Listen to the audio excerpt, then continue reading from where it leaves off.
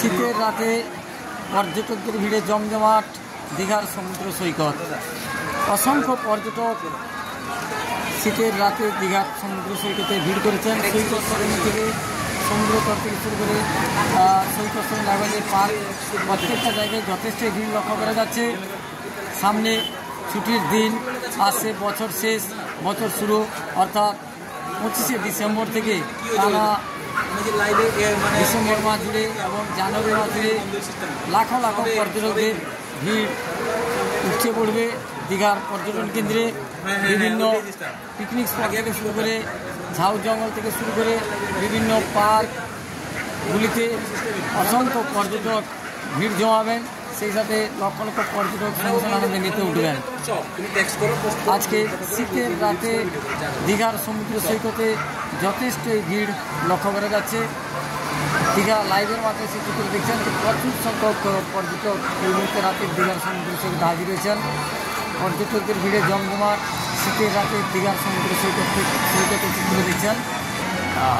এমনিতেই প্রচণ্ড ঠান্ডা, তার মধ্যে কুয়াশার দাপট যথেষ্টই রয়েছে।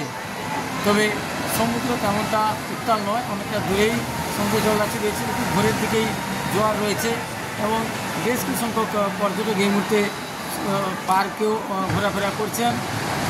রাতে দীঘার সমুদ্র সৈকতের চিত্র দেখছেন দীঘা লাইভের মাধ্যমে। পর্যটকদের যথেষ্ট রয়েছে এবং সমুদ্র জলাশয় অনেকটা দূরে থাকার জন্য সমুদ্রের খুব একটা পরিষ্কারভাবে দেখানো যাচ্ছে না এবং সমুদ্র তটে অসংখ্য পর্যটক লম্বা লাইন দিয়ে বসে রয়েছেন। রাতে শীতের রাতে এই মুহূর্তে দীঘার সমুদ্র সৈকতের যেমন চিত্র দীঘা লাইভের মাধ্যমে দেখছেন। পর্যটকদের যথেষ্টই ভিড় লক্ষ্য করা যাচ্ছে। তাতে দীঘার সমুদ্র সৈকতে এক প্রান্ত থেকে আরেক প্রান্ত পর্যন্ত অসংখ্য পর্যটক লম্বা লাইন দিয়ে বসে রয়েছেন। রাতের দীঘার সমুদ্র সৈকত কেমন রয়েছে এবং অসংখ্য দোকানপাট চলছে, যেগুলো অস্থায়ী যে দোকানপাটগুলো বসে সে সমস্ত দোকানও অনেকগুলোই বসেছে। আর একটু রাত বাড়লে হয়তো আরও অনেক দোকানপাট বসবে। শীতের রাতে দীঘার সমুদ্র সৈকত দেখছেন।